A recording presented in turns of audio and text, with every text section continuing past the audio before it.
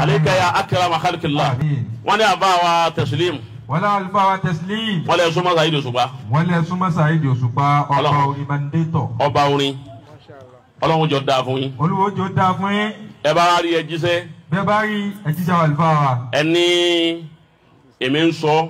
ẹni mọ̀ládà sáré wa yìí sínú ń sọ bọ́lọ́run lè jí ayé òṣùpá bàjẹ́ ike Olúwo ní já yóò sùpá bàjẹ́ ọkùnrin gan Ọlọ́run ti jìyà kọjá kí ayọ̀ wọn má dalẹ̀ ẹlẹ́mi sọ pé ń gba hàn bàbá alágége bàbá mi bàbá mi mùdír bàbá mùdír olùmẹ́kẹ́l ẹni mo ní ẹ sọ fún wípé kò ní wálẹ̀ láyéláyé ọ̀nà jíṣẹ́ fún bẹ́ẹ̀ pé kò ní wálẹ̀ láyéláyé ẹni ò ní wálẹ̀ láyéláyé kò ní wálẹ̀ láyéláyé bẹ́ẹ̀ ni Haji Malaika náà ò ní wálẹ̀ bẹ́ẹ̀ ni Haji Malaika náà ò ní wálẹ̀ bẹ́ẹ̀ ni Wasiu Alabi Pasuma bẹ́ẹ̀ ni Wasiu Alabi Pasuma Haji Wasiu Alabi Pasuma ni àmì ọmọ ni àmì ni Wasiu Alabi Pasuma àbàmì ọmọ ni ìṣẹ̀dá Wasiu Alabi Pasuma ìṣẹ̀dá yẹn látọ̀dọ̀ Ọlọ́run Olúwa nìkan lọ́mọ bó ti ṣe ó sì ṣẹ̀dá ẹ̀ bẹ́ẹ̀ lẹ́nu lọ́lọ́ yìí ń jó níyìn mo rí kíní kan wò wọ́n interview bàbá kan òun bá ń pé òun lòun bí Paso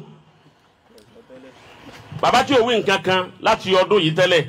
ọwọ́ ní òun lòun bí èyí ṣe bó lẹ́yìn ó ní òun lòun kọ́kọ́ fún ìyá tó bí Wasiu Alabi Haji Wasiu Alabi Pasuma òun kọ́ bí màkà fún un nígbà ọ̀ya lọ́ba tún di wípé àwọn tó ń fẹ́ ọba ní ọ̀sàròjọ gbogbo ẹ̀jọ̀ mọ́ á wo kí ló fà á nǹkan méjì mo rí ń bẹ̀ alákọ̀ọ́kọ́ ń bẹ̀ ni wípé bí èèyàn bá ga gbogbo ohun tí ilé ẹni ọba ga kí òun ní Haji Wasiu Alabi Pasuma o Haji Barrister ńgbà tẹ́ ń bẹ láyé ẹnìkan náà wá tó lóun lòun bí ìyá kan wá ó lóun lòun bí ní bàbá Barrister bá ní òun máa ṣubú wọn látọ́jẹ́ ya àwọn òdèrè òun sì jọ ya àwọn níbo ni wọ́n ti wá bàbá tí ń rí pé òun lòun ní Haji Wasiu Alabi Pasuma àwọn tí wọ́n interview bàbá àwọn yìí òun ní ọ̀lẹ́kọ̀ọ́ dáadáa wọn ò sí nílà káyì èèyàn kì í interview àgbàlagbà tó bá ti lé ní 100 ọdún mọ́ wọ́n bá ti lé 100 ọdún gbogbo làákàyè ti lọ kò sí nǹkan kan mọ́ kò sí gbádùn kò sí múdùmúdù kankan mọ́ fẹ́ni tó bá ti lé 100 ọdún àyè interview rẹ̀ bọ́bá interview rẹ̀ gbogbo ntí ọ̀sẹ̀lẹ̀ ni wọ́n máa wí kọ́dà ó lè sọ kó lóun pawó lọ́wọ́ ẹ má mú pọ́hùn kọ́ ọ má mú pọ́hùn lọ́pàá òun kọ́ àti dá a padà ẹlẹ́ẹ̀kejì ń bẹ̀ ni wípé fíwù tèmi lákọ̀ọ́kọ́ nu wípé wáyà àgbàlagbà tó ti dé torí ńgbà tí bàbá ń bẹ lábára pákó wí bẹ́ẹ̀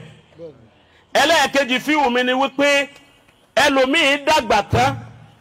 tí ó awo gbogbo ohun tó bí lọ́ máa wá rí wípé kọ̀sọ́ máa kan tó lè sìn wọn ó sì rí pé Haji Wasiu Àyìndé Haji Wasiu Alabi Pasuma ó rí i pé ó sìn ya rẹ̀ ó sì rí bí òkú ya rẹ̀ ti rí irú ẹni ó sìn ya rẹ̀ tó rí báyìí kó sìn èmi náà kí tèmi náà rí bẹ́ẹ̀ imú ẹlòmíì kílèmù pé òun lòun ni ọmọ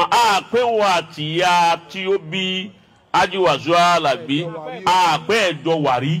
gbogbo èyí òun ti ṣẹlẹ̀ láyé tó ń ṣẹlẹ̀ ń sìn náà ìjọ aláyé ti dáyé ní ti ń ṣẹlẹ̀ àmẹ́yìn wọn ò tún máa ká kílèmù wípé àwa la ní ọmọ kan á tún wá láàlọ́mọ wọn wájọ́ jẹ́ èyí tó lógo gbogbo ayé èyí wọn ọ̀wá bẹ ni ó lógo jẹ́ nígbà ọmọ mi kan wípé ọ̀rọ̀ yìí ṣe kò ní mu ni Wasiu Alabi náà ò ní ìbànújẹ́ òun náà mà wípé ayé tóun wá Ọlọ́run fi ayé òun èsè wá sí fáwọn èèyàn ni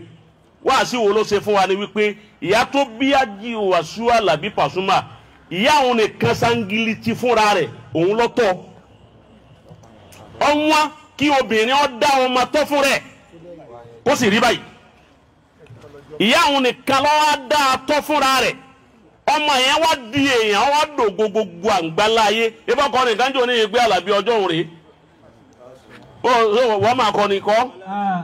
Àbí ọjọ́ yẹn rèé o wọ́n sùn wá. Wọ́n láti wọ́n dúró kéèké ni kò lè bá wọn dé ní ọwọ́ ló padà. Ọmọ tó ń sọ̀rọ̀ pé ọmọ wa ni. Orin ẹyọ kan ó tún máa pé òun náà ń gbọ́ fífìfì irú tí ó ṣẹlẹ̀ yìí ó sì ti ro gbogbo wàhálà tí ìyá tó bí ṣèlérí rẹ̀ kó tó débi ó dé ni àti débi tí Wasiu Alabi Pasuma déhùn ọlágbára kọjá kí ọjà sí pé ọ̀rọ̀ ẹnu kan ní ọ̀wá járó ẹni bẹ́ẹ̀ bọ́ Ọlọ́run ò ní jẹ́ ọjà bọ̀ o ọlọ́run níjọ́ jábọ̀ o ọlọ́run níjọ́ jábọ̀ o gbogbo àwọn olórin fújì wa gbogbo àwọn olórin fújì wa a máa gbádùn wọn púpọ̀ a máa ń gbádùn wọn púpọ̀ láti rí bàbá Kollington láti rí bàbá Kollington Ajiwasu Ayinde Ajiwasu Ayinde Bàṣà òun ni ọ̀gá gbogbo wọn báyìí òun lọ̀gá gbogbo wọn báyìí gbogbo wọn yóò sọ wọlé fún gbogbo wọn náà dẹ̀ ju wọn ọlọ́run má jẹ́ ó bàjẹ́ fún wa Olúwa má jẹ́ ó bàjẹ́ fún wa Wasiu Alabi Pasuma Haji Saheed Òṣùpá ọlọ́run má jẹ́ ó bàjẹ́ fún gbogbo wọn Haji Malaika Muritonda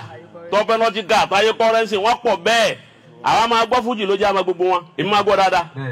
mo láìkí orin fújì gan-an gbogbo wọn lọ́lọ́run oníjọ́ bàjẹ́ fún Olúwa oníjọ́ bàjẹ́ fún wa ẹ̀yin náà tẹ́ ń já àfa wọn